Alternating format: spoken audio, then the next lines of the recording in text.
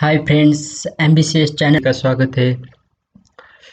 आज हम NCERT 11th class economics का फोर्थ चैप्टर देखने वाले हैं। इकाई 3 यूनिट 3 का ये चैप्टर है। इसमें भारतीय अर्थव्यवस्था की वर्तमान चुनौतियां पढ़ेंगे। वीडियो स्टार्ट करने से पहले एक हम विचार देखते हैं।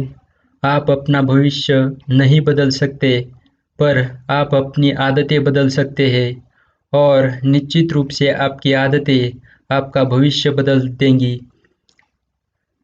ये सुविचार कलाम सर का है, एपीजे अब्दुल कलाम सर।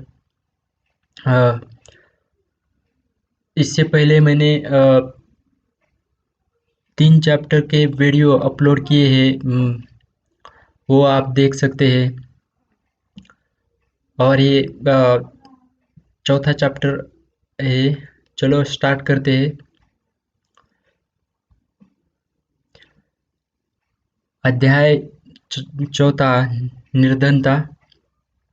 इस चैप्टर को पढ़ने के बाद हम लोग निर्धनता के विभिन्न लक्षणों को जान सकेंगे, निर्धनता की अवधारणा के विभिन्न पक्षों को समझ सकेंगे, निर्धनता मापन के तरीकों को की आलोचना समीक्षा कर सकेंगे, निर्धनता निवारण के वर्तमान कार्यक्रमों को समझकर उनकी समीक्षा कर सकेंगे।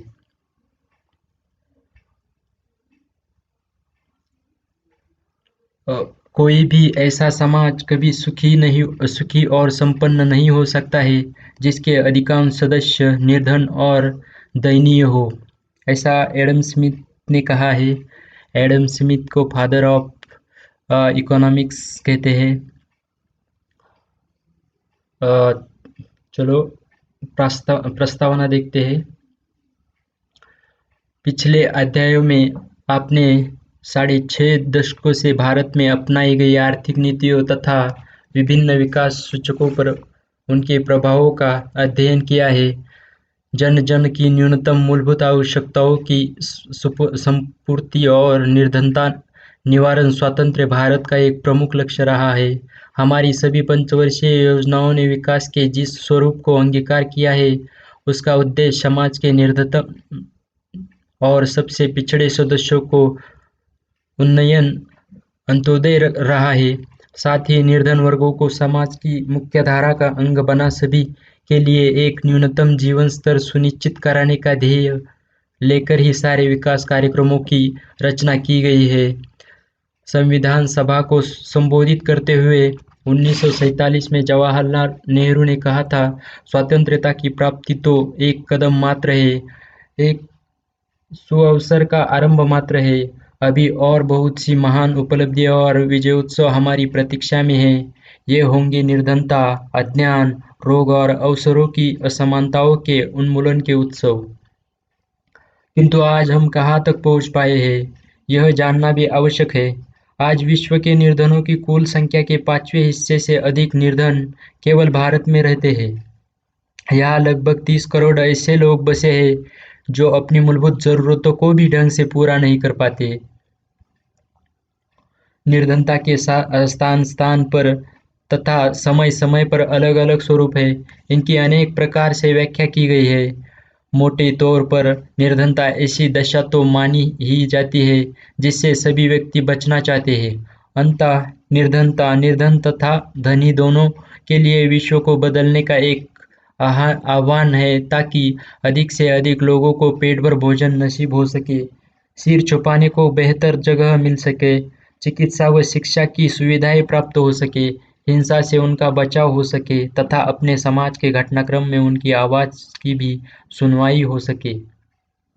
यह जानने के लिए कि निर्धनता कम करने में कौन सी नीतियां सफल हो सकती है और कौन सी नहीं, समयानुसार किन बातों में बदलाव आ सकते हैं, हमें निर्धनता को परिभाषित करना तथा इसका मापन, अध्ययन और अनुभव की भी करना होगा।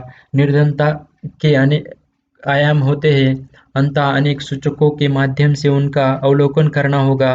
कहीं आय और उपभोग के स्तर, कहीं सामाजिक सूचकों और जोखिम के प्रति संवेदनशीलता के सूचकों तो कई सामाजिक राजनीतिक प्रक्रियाओं तक पहुंच या उनमें भागीदारी पर विचार करना होगा।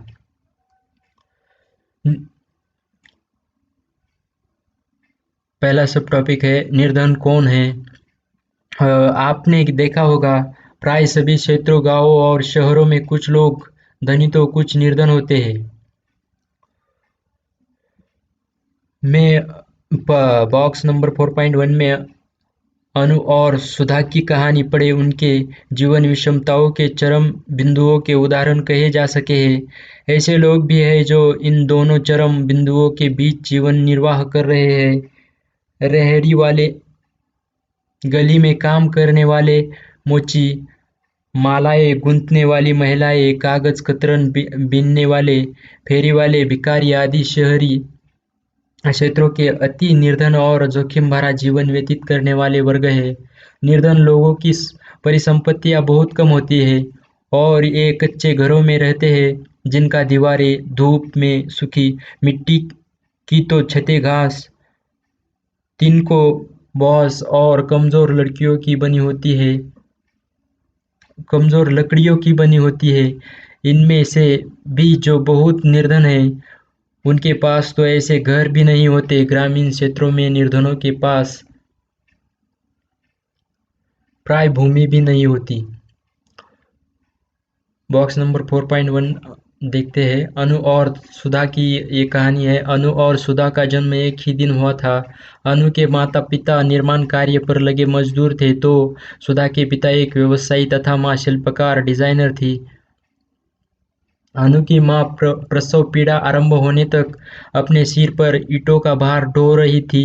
दर्द आरंभ होने पर वह निर्माण स्थल पर ही औजार आदि रखने के स्थान पर चली गई और वहीं उसने अकेले ही अपनी बेटी को जन्म दिया।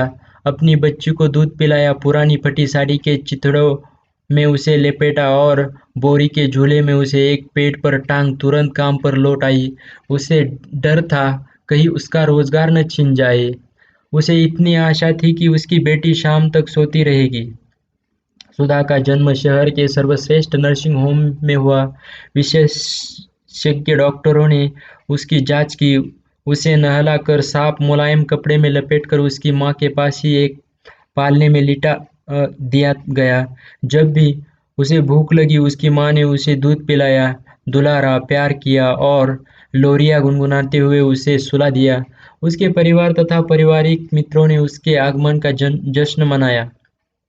अनु और सुधा का बचपन भी बहुत ही अलग रहा। अनु ने बहुत कम आयु में ही अपनी देखभाल स्वयं रखना सीख लिया।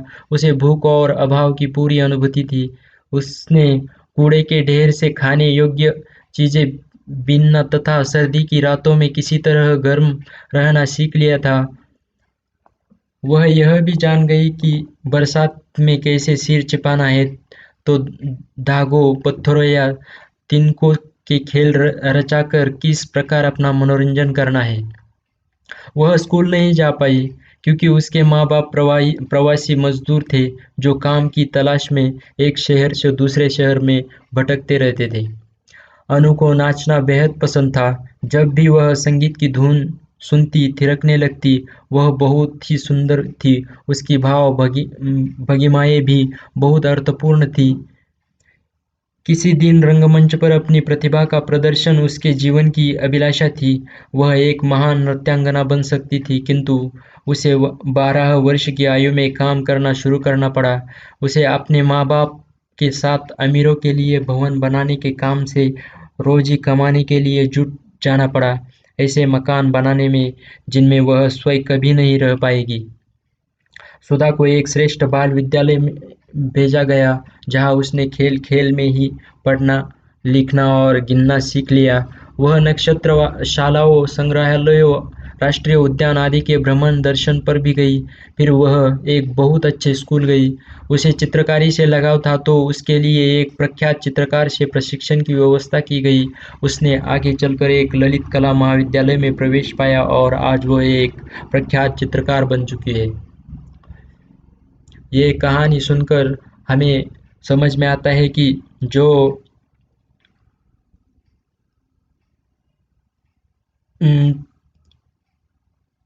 डिफरेंस है सुधा, अनु और सुधा के दोनों के जीवन में वो दिखाता है इधर। दोनों की परिस्थिति के कारण, जो अनु के अनु की परिस्थिति गरीब होने के कारण उनको शिक्षा नहीं मिलती, उनको कोई क्लास नहीं मिलता, लेकिन सुधा को पूरी फैसिलिटीज़ मिलती है। उनको अच्छा स्कूल मिलता है, उनके लिए अच्छा चित्रकार ट्रेनर मिलता है। उससे सुधा के लिए सब कुछ फेवरेबल कंडीशन मिलती है, बट अनु के लिए वो सुविधाएं नहीं मिलती। तो उसकी वजह से उनको उसके माँ बाप के साथ काम पर जाना पड़ता था। और सुधा एक प्रख्यात चित्रकार बन चुकी थी। यदि किसी के पास भूमि हो भी तो वह सुखी और बंजर होती है। कितनों को ही दिन में 2 बार भोजन भी नहीं मिल पाता। निर्धनतम परिवारों के जीवन का शाश्वत सत्य भूख और भूखमरी होती है। निर्धन बुनियादी साक्षरता तथा कौशल से भी वंचित रह जाता है। इसी कारण उनके लिए आर्थिक अवसर अत्यंत सीमित रह जाते हैं। निर्धन श्रमिकों के रोजगार भी निश्चित नहीं होते। समाज के निर्धन वर्गों में कुपोषण बहुत ही गंभीर स्तर तक पहुंचा हुआ होता है। अस्वस्थता, अपंगता और गंभीर बीमारियां आदि उन्हें शारीरिक रूप से कमजोर बना देती है। वे साहूकारों से उधार लेने को विवश होते हैं तथा साहूकार जो उनसे ब्याज की ऊंची दरें वसूल करते हैं, उन्हें जीवन पर्यंत ऋण ग्रस्तता से मुक्त नहीं होने देते। निर्धन का जीवन नित्य जोखिम भरा रहता है। नियोक्ताओं से अपनी कानून द्वारा निर्धारित मजदूरी बढ़ाने के बारे में बात नहीं कर पाते और उनका शोषण चलता रहता है। अधिकांश निर्धन परिवारों को बिजली उपलब्ध नहीं होती। वे प्राय लकड़ी और उपलों की आग पर ही अपना खाना पकाते हैं। निर्धन वर्गों में से अधिकांश को पीने का स्वच्छ सुरक्षित पानी भी नहीं सुलभ नहीं होता। लाभपूर्ण रोजगार में भागीदारी में स्त्री पुरुष के बीच बहुत बड़ी असमानता भी साफ दिखाई देती है। शिक्षा सुविधाओं की उपलब्धता और परिवार की निर्णय प्रक्रिया में भागीदारी भी इसी असमानता से ग्रस्त रहती है। निर्धन महिलाओं को मातृत्व काल में भी कम देखभाल ही प्राप्त हो पाती है। उनके बच्चों के स्वस्थ जन्म लेने और फिर दीर्घ जीवन धारण की संभावनाएं भी क्षीण होती है। यहाँ पर कृषि मजदूर का चित्र दिखाया है और अधिकांश कृषि मजदूर निर्धन होते हैं। इस चित्र में दिखाया है अनेक निर्धन बच्चे घरों पर झोपड़ियों में रहते हैं। ऐसे झोपड़ियों में निर्धन हुए लोग हैं। निर्धन लोग ऐसे झोपड़ी में रहते हैं। निर्धनता रेखा, पूर्णता निर्धन, बहुत निर्धन, निर्धन, इतने निर्धन नहीं, मध्यम वर्ग, उच्च मध्यम वर्ग, धनी, बहुत अमीर, बहुलखपति, बहु करोड़पति। निर्धन, धनी। ये ब्लैक लाइन है। इसके आगे वाले जो है सब कुछ ये निर्धन है और इधर से जो राइट साइड वाले है वो धनी लोग हैं सारे। वो बढ़ता जाता है इधर से बहु करोड़पति तक।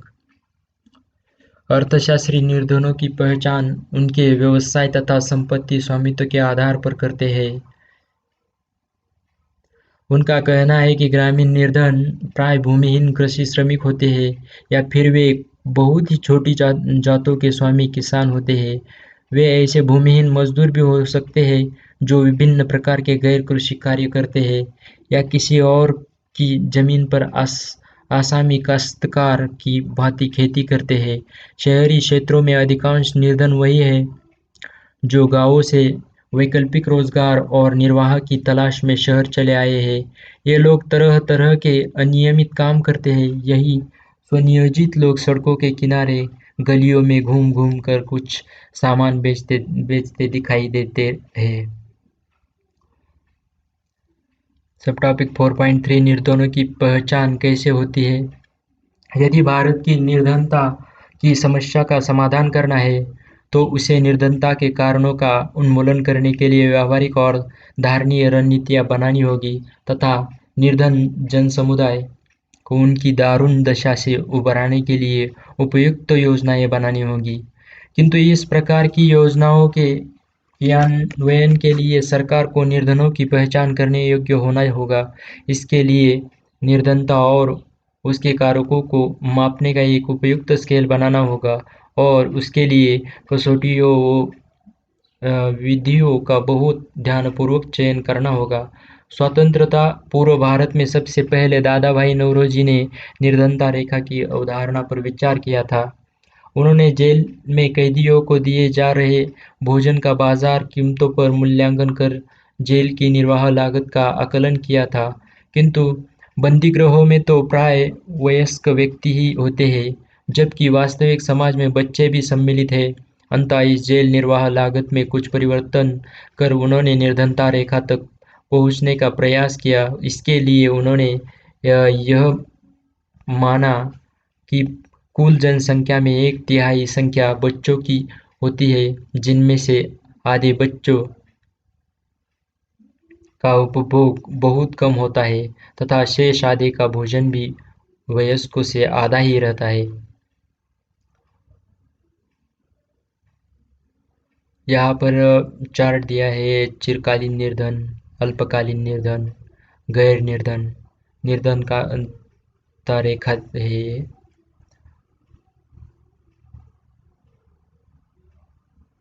ये देख लीजिए। उसके बाद इस प्रकार उन्होंने 3/4 के सूत्र की रचना की, अर्थात 1/6 गुना 0 प्लस 1/6 गुना 1/2 प्लस 2/3 गुना 1 बराबर 1/12 अधिक 2/3 बराबर 1 अधिक 8/12 बराबर 9/12 बराबर 3/4।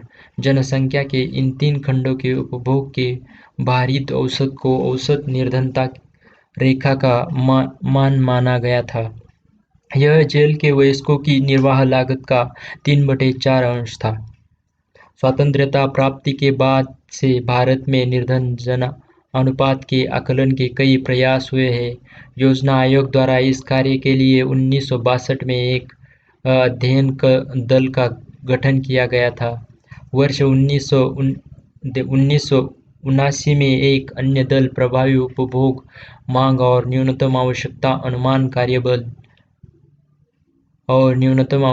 अनुमान कार्यबल गठित हुआ। एक विशेषज्ञ दल का गठन इसी कार्य के लिए 1990 और 2005 में भी किया गया।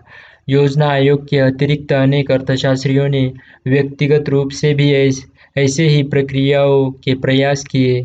निर्धनता को परिभाषित करने की दृष्टि से हम जनसंख्या को 2 वर्गों में बांट सकते हैं, निर्धन तथा गैर निर्धन, और निर्धनता रेखा इन दोनों वर्गों को अलग करती है। यद्यपि निर्धन कई प्रकार के होते हैं: पूर्णतः निर्धन, बहुत निर्धन और निर्धन। इसी प्रकार गैर निर्धन वर्ग में भी कई उपवर्ग हैं: मध्यम वर्ग, उच्च मध्यम वर्ग, धनी, बहुत धनी और पूर्णतः धनी। इन सभी उपवर्गों को एक निरंतर सरल रेखा पर बहुत निर्धन से लेकर पूर्णतः धनी के रूप में कल्पना करें, जिसे निर्धनता रेखा निर्धन और गैर निर्धन के बीच विभाजित करते हैं। निर्धनता का वर्गीकरण निर्धनता के वर्गीकरण की भी कई विधियाँ हैं। एक विधि के अनुसार तो हम सदा निर्धन और सामान्यतः निर्धन व्यक्तियों में भी भेद कर सकते हैं। इस सामान्यतः निर्धन वर्ग में वे व्यक्ति आते हैं जिनके पास कभी-कभी कुछ धन भी आ जाता है। उदाहरणार्थ, अनियति मजदूर। इन दोनों वर्गों को मिलाकर हम चिरकालिक निर्धन वर्ग का नाम देते हैं। एक ऐसा वर्ग भी है जो निरंतर निर्धन और गैर निर्धन वर्गों के बीच झूलता रहता है। उदाहरणार्थ, छोटे किसान और मौसमी मजदूर तथा यदा-कदा निर्धन जो अधिकांश समय धनी रहते हैं, परंतु कभी-कभी उनका भाग्य साथ नहीं देता, इन्हें अल्पकालीन निर्धन कहते हैं। इसके अतिरिक्त वे लोग जो कभी निर्धन होते हैं, उन्हें गैर निर्धन कहते हैं। निर्धनता रेखा। आइए अब इसका परीक्षण करें कि निर्धनता रेखा कैसे निर्धारित होती है। निर्धनता मापन की कई विधियां होती है। एक विधि तो न्यूनतम कैलोरी उपभोग के मौद्रिक मान प्रति व्यक्ति व्यय का निर्धारण करने की विधि है। इसके अनुसार ग्रामीण व्यक्ति को 2400 तथा शहरी व्यक्ति को 2100 कैलोरी का न्यूनतम उपभोग मिलना चाहिए। वर्ष 2009 से 10 में निर्धनता रेखा को ग्रामीण क्षेत्रों में 6,673 रुपये प्रति व्यक्ति प्रति माह उपभोग के रूप में तथा शहरी क्षेत्रों में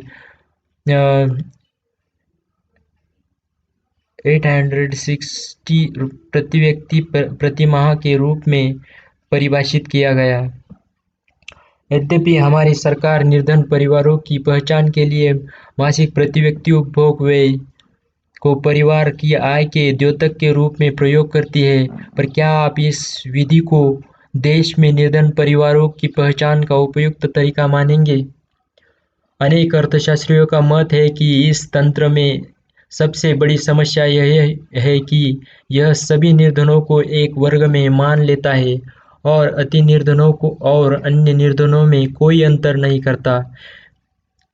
यह विधि भी मुख्यतः भोजन और कुछ चुनी हुई वस्तुओं पर व्यय को आय का प्रतीक मानती है, पर अर्थशास्त्रियों को इस बात पर भी आपत्ति है। इससे सरकार की सहायता के पात्र व्यक्तियों के समूचे समूह का निर्धारण तो हो जाता है, पर इसकी पहचान नहीं हो पाती कि सबसे अधिक सहायता की आवश्यकता किन निर्धनों को है। स्वच्छ पेयजल और जल निस्सरण व्यवस्था तो सभी के लिए आवश्यक है। आय और संपत्ति स्वामित्व के अतिरिक्त भी कई और कारक हैं जो निर्धनता से संबंधित माने जाते हैं, जैसे बुनियादी शिक्षा, स्वास्थ्य सेवा, पेयजल और स्वच्छता आदि की सुलभता। वर्तमान में निर्धनता रेखा का निर्धारण करने वाला तंत्र इन सामाजिक कारकों पर भी ध्यान नहीं देता, जो निर्धनता को जन्म देकर इसे निरंतर बनाए रखते हैं, जैसे निरक्षरता, अस्वस्थता, संसाधनों की अनुपलब्धता, भेदभाव या नागरिक और राजनीतिक स्वतंत्रताओं का अभाव। निर्धनता निवारण योजनाओं का ध्येय तो मानवीय जीवन में सर्वांगीण सुधार होना चाहिए। उसमें ये बातें आवश्यक होनी चाहिए कि मनुष्य क्या बन सकता है और क्या कर सकता है, अर्थात अधिक स्वस्थ, सुपोषित तथा ज्ञान संपन्न हो, सामाजिक जीवन में भागीदारी कर सके। इस दृष्टि से विकास का अर्थ होगा व्यक्ति के कर्म पथ की बाधाओं का निवारण, जैसे उसे निरक्षरता, अस्वस्थता, संसाधनहीनता, नागरिक और राजनीतिक स्वतंत्रता के अभाव आदि से मुक्त दिलाना। यद्यपि हमारी सरकार का दावा है कि समृद्धि की उच्च दर, कृषि उत्पादन में वृद्धि, ग्रामीण क्षेत्रों में रोजगार और 1990 के दशक के आर्थिक सुधार कार्यक्रमों ने निर्धनता के स्तर में काफी कमी की है, किंतु अनेक अर्थशास्त्रियों को सरकार के इस दावे पर संदेह है। उनका मत है कि जिस प्रकार आंकड़े एकत्र किए जाते हैं, अर्थात जिन वस्तुओं को उपभोग समूह में शामिल किया जाता है, निर्धनता रेखा के आकलन की कार्यविधि और निर्धनों की संख्या में भी भारत में निर्धनों की संख्या कम करके दिखाने के लिए हेराफेरी की जाती है। निर्धनता के आकलन की सरकारी विधियों की सीमाओं के कारण अनेक विद्वानों ने वैकल्पिक विधियों का प्रयोग करने के प्रयास किए हैं। इनमें से नोबेल पुरस्कार से सम्मानित अमर्त्य सेन ने एक सूचकांक का विकास किया जिसे सेन सूचकांक का नाम दिया जाता है। इसके अतिरिक्त निर्धनता अंतराल सूचकांक और वर्गित निर्धनता अंतराल उपकरणों का भी प्रयोग किया गया है। इनके विषय में आप आगे की कक्षाओं में विस्तार से जान पाएंगे। भारत में गरीबी में रुझान 1973 से 2012 तक गरीबों की संख्या लाखों में, कुल संख्या अनुपात ग्रामीण शहरी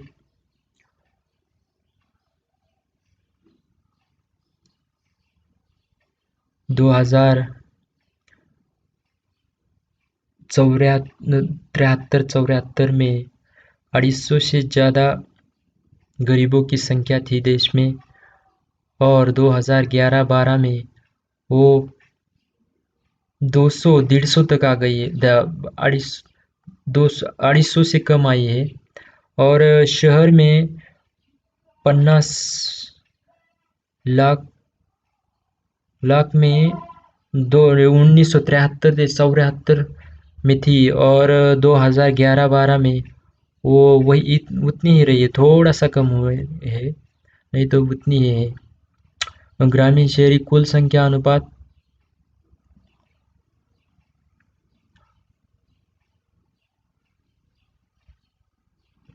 वित्त मंत्रालय ए सोर्स आर्थिक सर्वेक्षण इकोनॉमिक सर्वे 2011-12 वित्त मंत्रालय भारत सरकार द्वारा डिक्लेयर किया गया है। भारत में निर्धनों की संख्या 4.4 भारत में निर्धनों की संख्या। जब निर्धनों की संख्या का अनुमान निर्धनता रेखा से नीचे के जनानुपात द्वारा किया जाता है तो उसे हम व्यक्ति गणना अनुपात विधि कहते हैं। आप संभवतः भारत में बसे निर्धनों की कुल संख्या जानना चाहेंगे। वे कहाँ रहते हैं और क्यों पिछले कुछ वर्षों में उनकी संख्या या अनुपात में कमी आई है या नहीं। जब इस प्रकार की तुलना सामान्यतः अनुपातों और प्रतिशतों के रूप में करते हैं तब हमें व्यक्तियों की निर्धनता के विभिन्न स्तरों और विभिन्न प्रांतों में समय समय पर उनके प्रसार की जानकारी प्राप्त होती है। निर्धनता विषय आधिकारिक आंकड़ों योजना आयोग उपलब्ध करता है। ये आंकड़े राष्ट्रीय प्रदर्श सर्वेक्षण संगठन द्वारा उपभोग व्यय के आधार पर आकलित किए जाते हैं। चार्ट 4.3 में 1973 से 2011 तक की अवधि में भारत में निर्धनों की संख्या तथा जनसंख्या में उनका अनुपात दर्शाया गया है। वर्ष 1973-74 में 320 मिलियन से अधिक व्यक्ति निर्धनता की रेखा से नीचे थे। वर्ष 2011-12 में यह संख्या कम होकर 270 मिलियन रह गई। आनुपातिक दृष्टि से 1973-74 में कुल जनसंख्या का 55% निर्धनता रेखा से नीचे था। यह अनुपात वर्ष 2011-12 में 22% रह गया। 1973-74 में 80% से अधिक निर्धन ग्रामीण क्षेत्रों में बसे थे। यह स्थिति 2011-12 में भी नहीं बदली। इसका अर्थ है कि भारत में 3/4 से अधिक निर्धन गाँव में ही बसे हैं। इस स्थिति के बारे में आप क्यों सोचते हैं कि ग्रामीण क्षेत्रों की निर्धनता अब शहरों की ओर भी आ गई है? हम ऐसा कैसे कह सकते हैं? यहाँ पर कुछ बड़े राज्यों में निर्धनता रेखा से नीचे जनसंख्या 1973 और 2012 तक परसेंटेज में दिया है।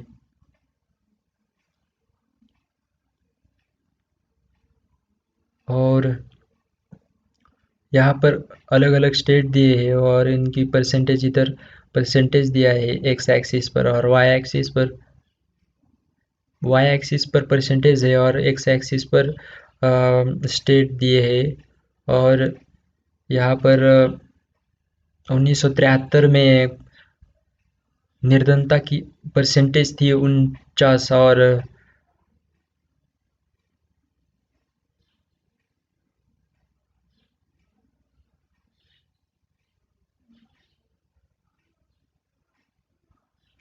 2011-12 में वो 11 पर आई है। बिहार का भी 62 था। गुजरात, कर्नाटक, मध्य प्रदेश, महाराष्ट्र, उड़ीसा, राजस्थान, तमिलनाडु, उत्तर प्रदेश, पश्चिम बंगाल, ये सभी का इधर दिया है। उत्तर प्रदेश के साथ उत्तराखंड, बिहार के साथ झारखंड तथा मध्य प्रदेश के साथ छत्तीसगढ़ के आंकड़े भी शामिल है। यहाँ पर उत्तर दिया है, ऊपर दिया है, ये सब कुछ इस चार्ट में आप पढ़ लीजिए। शहरों की ओर भी आ गई है ये। 2000 दशक के आरंभ में कहा, जहां ग्रामीण क्षेत्रों में निर्धनों की निरपेक्ष संख्या में कमी आई है, वहीं शहरी क्षेत्रों में उनकी संख्या में कुछ वृद्धि अ, दिखाई पड़ी है। वैसे शहरी और ग्रामीण दोनों ही क्षेत्रों में निर्धनों का संख्या अनुपात निरंतर कम हुआ है। आप देख सकते हैं कि 1973 2012 की अवधि में निर्धनों की संख्या व अनुपात दोनों कम हुए हैं, किंतु इन दोनों परिमाणों की गिरावट का स्वरूप बहुत उत्साहवर्धक नहीं रहा है। देश में निर्धनता की निरपेक्ष संख्या की तुलना में यह अनुपात बहुत धीमी गति से नीचे आ रहा है। यहाँ आप यह भी देखेंगे कि जहाँ शहरी और ग्रामीण क्षेत्रों में निर्धनता की संख्याओं का अंतर बिल्कुल कम नहीं हुआ, वही अनुपात में अंतर 1999 से 2000 तक निरंतर पूर्ववत बना रहा और 2011 से 12 में बढ़ गया। गरीबी में राज्य स्तर के रुझान चार्ट 4.4 में दिखाई गए हैं। चार्ट में दो पंक्तियां राष्ट्रीय गरीबी के स्तर का संकेत करती है। नीचे से पहली पंक्ति 2011-12 के दौरान गरीबी के स्तर का संकेत है और दूसरी पंक्ति वर्ष 1973-74। इसका मतलब है कि 1973 से 2012 के दौरान भारत में गरीबों का अनुपात 55 से 22 आ गया है। तमिलनाडु, उत्तर प्रदेश, बिहार, मध्य प्रदेश, पश्चिम बंगाल और उड़ीसा 1973 से 74 में गरीबों का एक बड़ा वर्ग 6 राज्यों में है। 1973 से 2012 के दौरान कई भारतीय राज्यों ने काफी हद तक गरीबी के स्तर को कम कर दिया। फिर भी 4 राज्यों में गरीबी का स्तर उड़ीसा, मध्य प्रदेश, बिहार और उत्तर प्रदेश में अभी भी राष्ट्रीय गरीबी के स्तर से ऊपर है। पश्चिम बंगाल और तमिलनाडु के अन्य राज्यों की तुलना में काफी बेहतर गरीबी के स्तर को कम किया गया है। कैसे वे अन्य राज्यों की तुलना में काफी बेहतर करने के लिए सक्षम हुए हैं?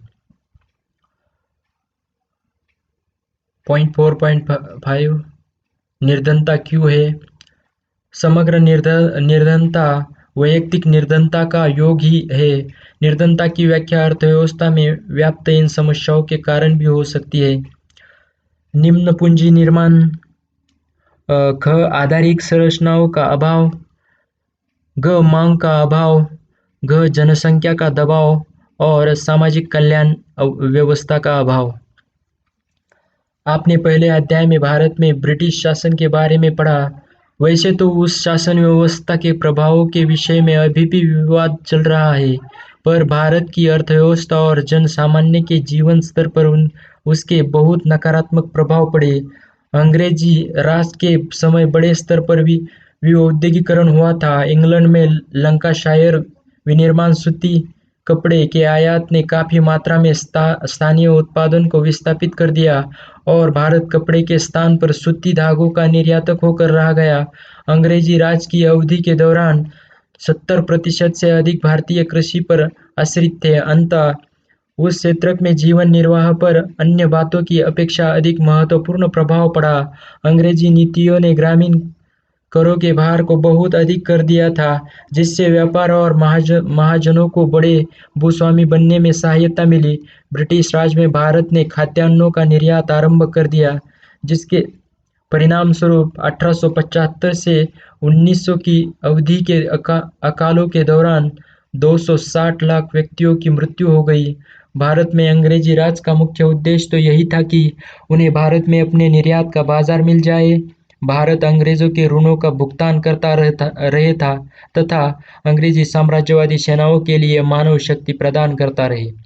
ब्रिटिश राज ने करोड़ों भारतीयों को निर्धन बना दिया, हमारे प्राकृतिक संसाधनों को लूट गया, उद्योगों को सस्ते दामों पर अपना उत्पादन अंग्रेजों के हाथों से बेचना पड़ा और हमारे खाद्यान्नों का भी निर्यात कर दिया गया। कितने ही लोग अकाल और भूख के कारण मर गए। 1897, 98, 58, 57, 58 में स्थानीय नेताओं को हटाने, किसानों पर भारी कर थोपने तथा और अन्य आक्रोश ने सिपाहियों का द्वारा अंग्रेजी शासन के खिलाफ विद्रोह का रूप ले लिया।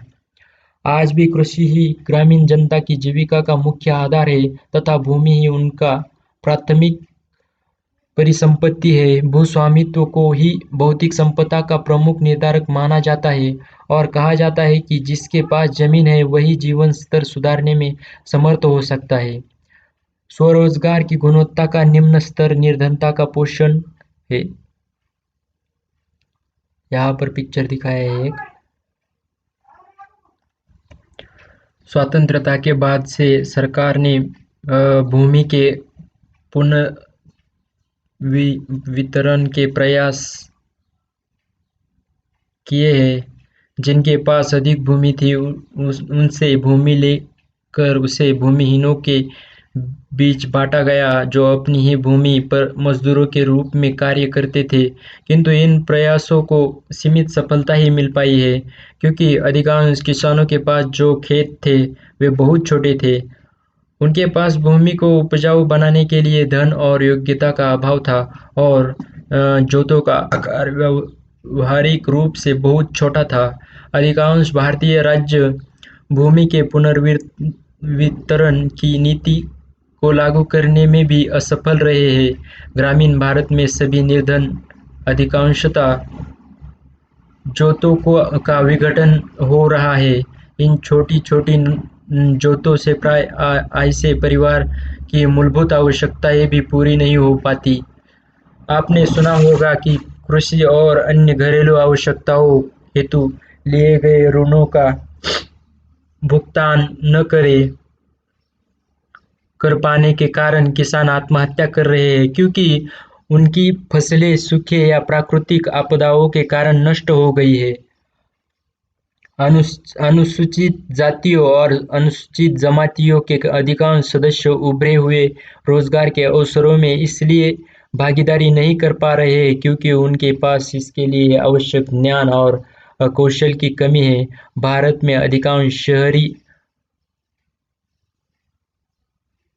निर्धन का एक बड़ा वर्ग वे है जिन्होंने रोजगार और जीविकोपार्जन की तलाश में शहर क्षेत्रों में प्रवासन किया है। औद्योगिकरण इस सबों को काम दे पाने में विफल रहा है। शहरी निर्धन या तो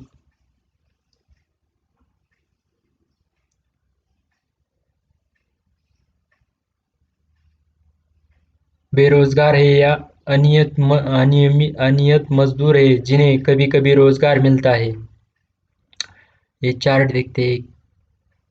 बॉक्स नंबर 4.3 कपास किसानों की आपदा। अनेक छोटे भूस्वामी किसान परिवार और बुनकर वैश्वीकरण से जुड़े आहतों के कारण ऋण पाश में फंसते जा रहे हैं। भारत के अपेक्षाकृत गतिशील प्रांतों में भी आय उपार्जन के अवसरों का प्राय अभाव ही है। यदि परिवार अपनी परिसंपत्ति बेचने, उधार लेने या अन्य रोजगारों के सहारे आय सृजन करने में सफल रहे तो कदाचित उनकी समस्याएं भी अस्थायी सिद्ध हो जाए। किंतु यदि किसी के पास बेचने को कुछ नहीं बचा हो, कहीं उधार सकने की संभावना भी नहीं हो या फिर कोई बहुत ही उच्च दर के ब्याज पर उधार लेकर ऋणपाश में फंस चुका हो तो ये परिवार को निर्धनता की रेखा से नीचे धकेल देते हैं। इसी संकट का गंभीरतम आयाम किसानों की बड़े स्तर पर आत्महत्याएं हैं। केवल आंध्र प्रदेश में ही 3,000 से अधिक किसान प्राण दे चुके हैं और अभी यह संख्या बढ़ रही है। दिसंबर 2005 में ही महाराष्ट्र सरकार ने स्वीकार किया कि 2001 से उस प्रांत में भी 1,000 से अधिक किसानों ने अपने जीवन का अंत किया है। भारत विश्व का सबसे बड़ा कपास उत्पादन क्षेत्र है जहां वर्ष 2002 से 3 में 8,300 हेक्टेयर भूमि पर खेती होती थी, किंतु यह कपास की पैदावार मात्र 300 किलोग्राम प्रति हेक्टेयर है। इस नाते भारत विश्व के कपास उत्पादों की गणना में तीसरे क्रम पर आता है।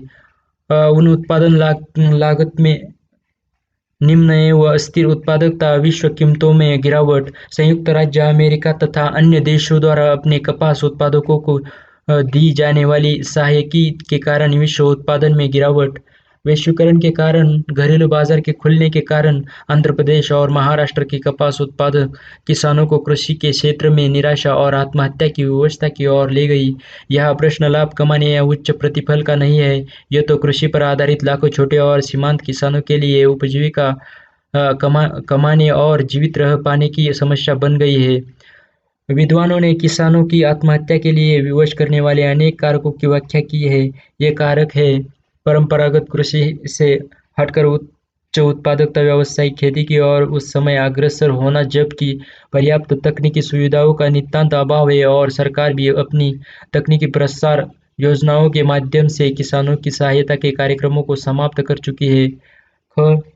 पिछले 2 दशकों में कृषि में सार्वजनिक निवेश में निरंतर गिरावट, अंतर्राष्ट्रीय कंपनियों के बीजों में प्रस्फुटन की निम्न दर और निजी दलालों द्वारा नकली बीजों और कीटनाशकों की पूर्ति, कीट संक्रमण, अकाल और फसल का विनाश, महाजनों से 36 से लेकर 120% ब्याज की ऊंची दरों पर लिए गए ऋण, सस्ते आयात के कारण कीमत और लाभों में गिरावट तथा सिंचाई की सुविधाओं का अभाव, जिसने किसानों को बहुत गहराई से पानी निकालने वाले पंप लगाने के लिए जो असफल रहा, अति उच्च ब्याज पर उधार लेने को विवश किया है। सोर्स ये दिया है नीचे इधर। ए.के. मेहता, सौरभ घोष, ऋतु एलवाड़ी के सहयोग से किए गए अध्ययन वैश्वीकरण उपजीविका की हानि और निर्धनता के पार्श्व सोर्स से लिया गया है। बेरोजगार है या अनियत मजदूर है जिन्हें कभी कभी रोजगार मिलता है, ये अनियत मजदूर समाज के बहुत ही दयनीय सदस्य है, क्योंकि इनके पास रोजगार, सुरक्षा, परिसंपत्तियां, वांछित कार्य कौशल, पर्याप्त अवसर तथा निर्वाह के लिए अधिशेष नहीं होते हैं। अंततः निर्धनता का संबंध व्यक्ति के रोजगार के स्वरूप से भी रहता है। बेरोजगारी, अल्प रोजगार, कभी कभी काम मिलना आदि शहरी व ग्रामीण मजदूरों को ऋण लेने को विवश कर देते हैं। उससे उनकी निर्धनता और बढ़ जाती है। ऋणग्रस्तता निर्धनता का एक महत्वपूर्ण कारक है। खाद्य पदार्थों और आवश्यक वस्तुओं के दाम विलासिता की वस्तुओं से कहीं अधिक तेजी से बढ़ रहे हैं। इससे भी निम्न आय वर्गों की कठिनाइयां और अभाव और बढ़ जाते हैं। आय और परिसंपत्तियों के वितरण की विषमताएं भी निर्धनता की समस्या को बनाए रखने में अपना योगदान दे रहे हैं। इन सभी कारकों ने कुल मिलाकर समाज को 2 वर्गों में विभाजित कर दिया है। वे जो उत्पादक संसाधनों के स्वामी हैं और बहुत अच्छे आय कमाते हैं, तथा वे जिनके पास जीवित रहने के लिए केवल अपना श्रम है। भारत में निर्धन धनी के बीच की खाई निरंतर विस्तृत होती जा रही है। निर्धनता देश के समक्ष एक ऐसी बहुआयामी चुनौती है जिसका युद्ध स्तर पर सामना करने की आवश्यकता है। पॉइंट 4.6 निर्धनता निवारण के लिए नीतियां और कार्यक्रम क्या क्या है, देखते हैं।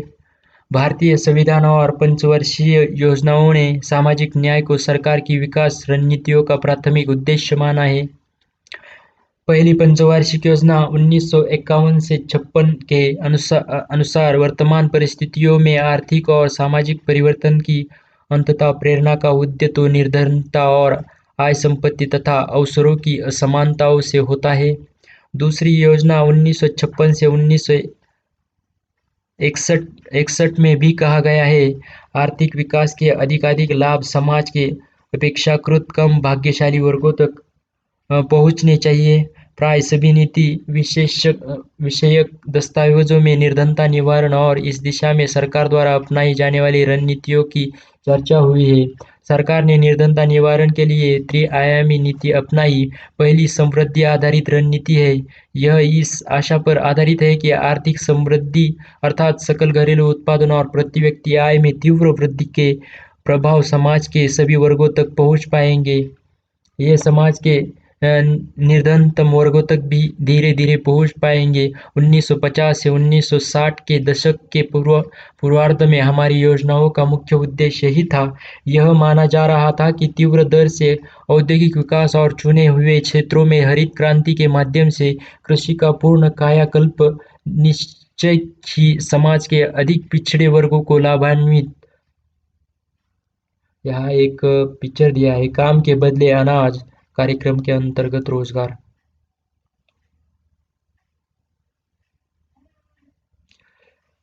करेंगे करेंगे। आपने अध्याय 2 तथा 3 में पढ़ा था कि समृद्धि और कृषि तथा उद्योग क्षेत्रों में सर्वांगीण वृद्धि अधिक प्रभावशाली नहीं रही है।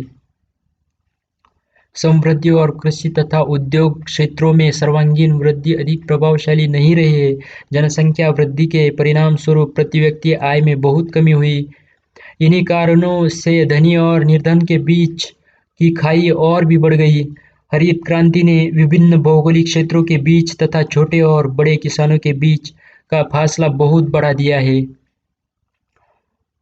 भूमि के पुनर्वितरण की इच्छा तथा योग्यता का अभाव था। अर्थशास्त्रियों के कथनानुसार आर्थिक समृद्धि के लाभ निर्धनों तक नहीं पहुंच पाए। निर्धनों के विकास के लिए विकल्पों की खोज के क्रम में नीति निर्धारकों को ऐसा लगा कि अतिरिक्त परिसंपत्तियों और कार्य सृजन के साधनों द्वारा निर्धनों के लिए आय और रोजगार को बढ़ाया जा सकता है। ऐसा विशेष निर्धनता निवारण कार्यक्रमों के माध्यम से ही हो पाएगा। इस दूसरी नीति को तीसरी पंचवर्षीय योजना 1961 से 1966 से आरंभ किया गया और तब से धीरे धीरे बढ़ाया गया। इसी क्रम में 1970 के दशक में चलाया गया काम के बदले अनाज एक महत्वपूर्ण कार्यक्रम रहा। इस दिशा में चल रहे अधिकतर गरीबी उन्मूलन कार्यक्रम 10वीं पंचवर्षीय योजना की विकास दृष्टि पर आधारित है। अब स्वरोजगार तथा मजदूरी पर आधारित रोजगार कार्यक्रमों को निर्धनता निवारण का मुख्य माध्यम माना जा रहा है। स्वरोजगार कार्यक्रमों के उदाहरण हैं ग्रामीण रोजगार सृजन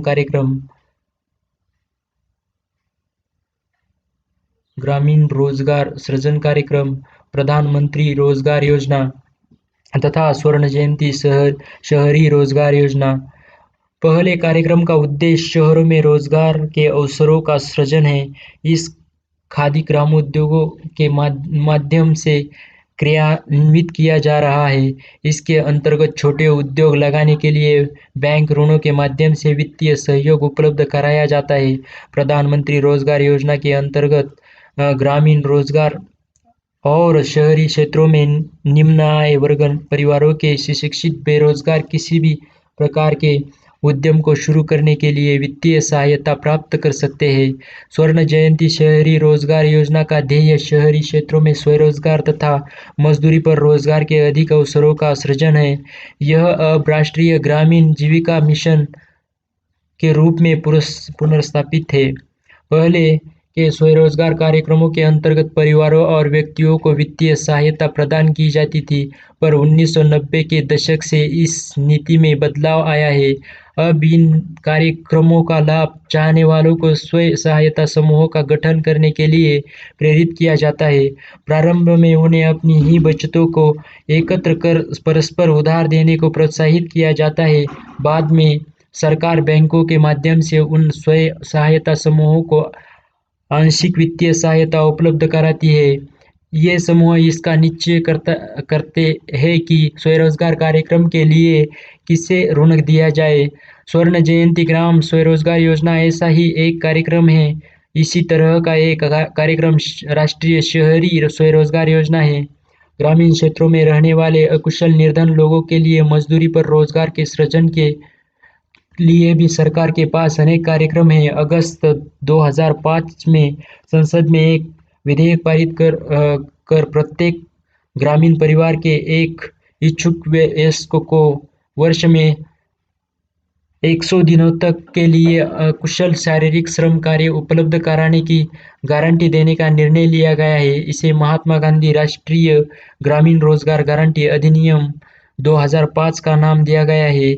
इस अधिनियम के अंतर्गत जो भी निर्धारित न्यूनतम मजदूरी पर काम करने को तैयार हो, वह यहाँ जहाँ यह कार्यक्रम चलाया जा रहा हो वहाँ रिपोर्ट कर सकता है। 2013-14 में लगभग 5 करोड़ परिवारों को इस अधिनियम के अंतर्गत रोजगार के अवसर दिए गए। निर्धनता निवारण की दिशा में तीसरा आयाम लोगों को न्यूनतम आधारभूत सुविधाएं उपलब्ध कराना है। भारत विश्व के उन प्रथम देशों में से एक है जहां ऐसा सोचा गया। सस्ता अनाज, शिक्षा, स्वास्थ्य, जलापूर्ति और स्वच्छता आदि सामाजिक उपयोग आवश्यकताओं पर सार्वजनिक व्यय लोगों के जीवन स्तर को सुधार सकते हैं। इस विधि के अंतर्गत निर्धनों के उपभोग, रोजगार अवसरों का सृजन तथा स्वास्थ्य और शिक्षा में सुधार की संपूर्ति की जाएगी। यह विधि पांचवी पंचवार्षिक योजना में अपनाई गई है। उस योजना के दस्तावेज में कहा गया है, रोजगार के अवसरों में विस्तार के बाद भी निर्धन व्यक्ति अपने लिए सभी आवश्यक वस्तुओं और सेवाओं को नहीं खरीद पाएंगे। एक निश्चित सामाजिक न्यूनतम स्तर तक उनके उपभोग और निवेश को समर्थन देना निम्नलिखित रूपों में अनिवार्य रहेगा: अनिवार्य खाद्यान्न, पेयजल, शिक्षा, पोषण, स्वास्थ्य सेवाएं, संचार और विद्युत पूर्ति। निर्धनों के खाद्य उपभोग और पोषण स्तर को प्रभावित करने वाले 3 प्रमुख कार्यक्रम ये हैं: सार्वजनिक वितरण व्यवस्था, एकीकृत बाल विकास योजना तथा मध्यावकाश भोजन योजना। प्रधानमंत्री ग्राम सड़क योजना, प्रधानमंत्री ग्रामोदय योजना और वाल्मीकि अंबेडकर आवास योजना आधारित संरचना और आवास की उपलब्ध की दिशा में किए जा रहे प्रयास हैं। अब हम संक्षेप में यह तो कह ही सकते हैं कि भारत में अनेक दिशाओं में संतोषजनक प्रगति हुई है। सरकार के पास विशेष समूहों की सहायता के लिए कुछ अन्य सामाजिक सुरक्षा कार्यक्रम भी है। केंद्र सरकार की इसी श्रृंखला में राष्ट्रीय सामाजिक सहायता कार्यक्रम चल रहा है। इसके अंतर्गत निराश्रित वृद्धजनों को निर्वाह के लिए पेंशन दी जाती है। अति निर्धन महिलाएं और अकेली विधवाएं भी इसी योजना के अंतर्गत आती है। सरकार ने गरीब लोगों को स्वास्थ्य बीमा प्रदान करने की कुछ योजनाएं आरंभ की है। वर्ष 2014 से प्रधानमंत्री जन धन योजना नामक एक ऐसी योजना उपलब्ध है कि जिससे अंतर्गत भारतवासियों को बैंक खाता खोलने के लिए प्रोत्साहित किया जाता है। बचत के अभ्यास को बढ़ावा देने के साथ साथ इस योजना का उद्देश्य सरकारी योजनाओं के अंतर्गत मिलने वाले लाभों तथा आर्थिक सहायता को सीधे खाताधारियों को हस्तांतरित करना भी है। प्रत्येक खाताधारी को 1 लाख रुपए के जीवन बीमा तथा 30,000 रुपए के जीवन बीमा रक्षा का अधिकार है। निर्धनता निवारण कार्यक्रम एक समीक्षा। स्वतंत्रता के बाद निर्धनता निवारण के प्रयासों के परिणाम तब सामने आए जब कुछ राज्यों में निर्धनों की निरपेक्ष संख्या तथा उनका प्रतिशत निर्धनता की राष्ट्रीय औसत के काफी नीचे आ गए। निर्धनता, भूख, कुपोषण, निरक्षरता और बुनियादी सुविधाओं के अभाव को दूर करने की अनेक नीतियों को चलाने के बाद भी देश के कई भाग में ये अभी भी पाए जाते हैं। यद्यपि निर्धनता निवारण नीतियों का पिछले साढ़े पाँच